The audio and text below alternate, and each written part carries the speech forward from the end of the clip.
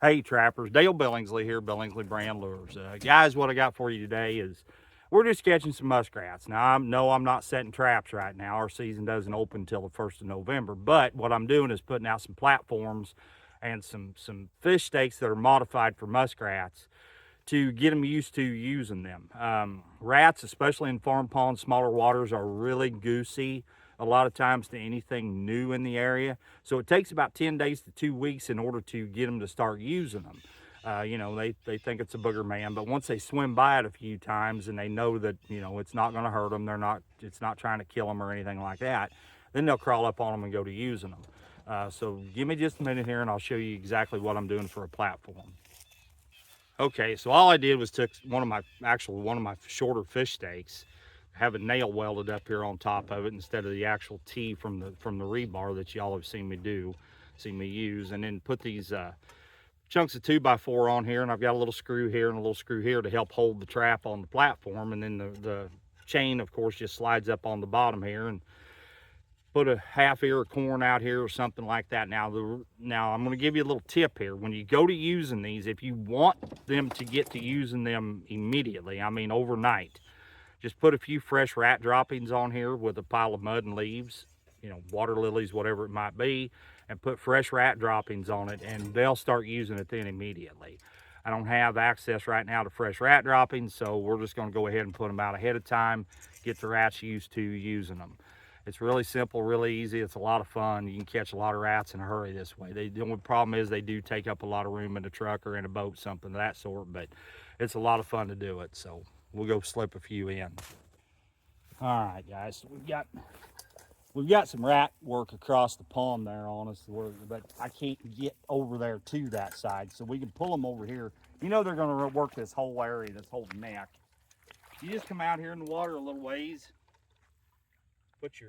I always put my traps up over the chain, or the chain over the platform to start with. Push it down. Put about 3 inches of water over top of the platform, and that's it. That's all there is to it. And then I just stepped in the den right there, and that'll sure enough catch rats for you. Just want to show you all this coon trail right here, running along the edge of this pond. So we're not only going to catch some rats here, but we'll catch a bunch of coon out of here too. So just wanted to show you all that.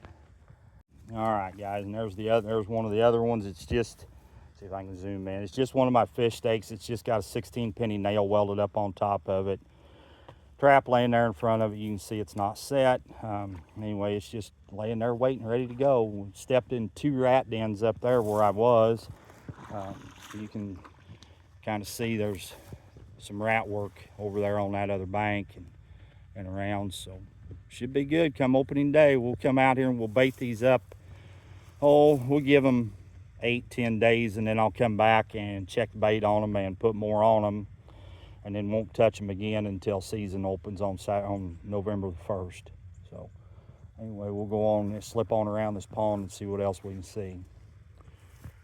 There's that coon trail again going up along the bank there. All right, guys, so we put these rat stakes and floats out here about 10 days ago, I guess, and you can see that, the empty corn cob there on top of the fish stake with the mud on it. You can bet that was rats that's done that, and they've done it again over here at this other one. I don't know how well it's going to show up, because it shows up pretty good, I guess, right there. They ate all the corn off of that one as well. So we're going to go ahead and rebait them again. Now our season comes in here the 1st of November this year, which is on next Saturday. So Sunday we'll be coming and taking rats out of these. As I said before, it takes these rats a few days, week, 10 days to get where they get to where they're starting to use them, especially in these farm ponds. They're a little goosey of them in the beginning. They don't know, they don't understand. But once they realize that it's not going to hurt them, it's not the booger man, it's not trying to kill them, it's not trying to eat them, they'll go ahead and they'll start using them. Now, like I said then too, the way to get them to use them right off the bat, if you're short on time, or you don't have the luxury of being able to do like I am here and pre-bait them, then just throw some fresh mud and grass and such on top of them and put some fresh rat droppings up there. And guys, I'm telling you, they'll snap right off right now. They'll start using them quick for you. All right, corn's off of both of these two. Off of that one, as you can see, and it's off of that one right there. So there's plenty of rats in here. It's going to be a pretty good little deal for us. Plenty of habitat here. You got plenty of lily pads and plenty of bank and everything like that. So we'll go around there and get the corn put back on these and then go around and check the others. All right, and the corn is off of both of these platforms here as well. So I think we're going to do all right here. I think we'll have a pretty good shot at catching a bunch of rats here pretty quick.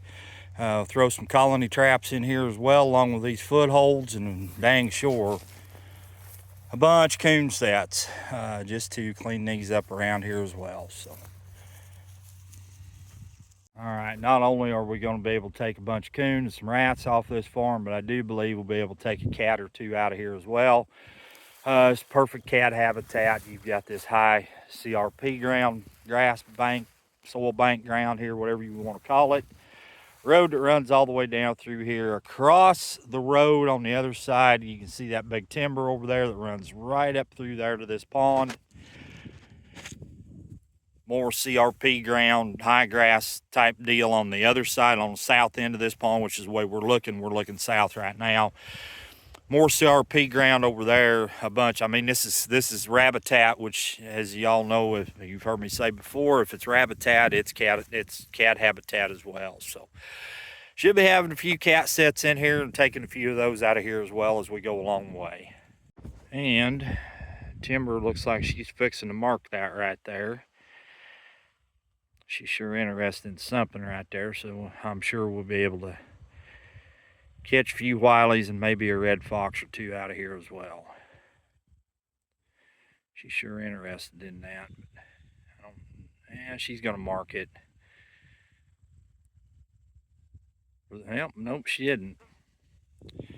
For those of y'all that wonder about why I have her, you know, out here, especially on the trap line, wherever she pisses, that's my first set. Where she leaves a dropping, that's the next set, and then I work out from there when I'm trapping canines especially.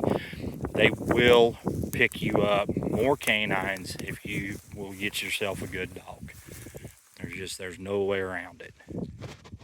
All right, guys, I know there wasn't a whole lot to that video, but if you're a new trapper, younger trapper, and you want to go catch a bunch of muskrats, there's an easy, quick way to do it without having to float your hat trying to find the dens sometimes like you do. So anyway, I appreciate y'all tuning in and watching. If you would please just hit that thumbs up for me. That's all I'm asking. Once again, this is Dale Billingsley with another one. Signing out.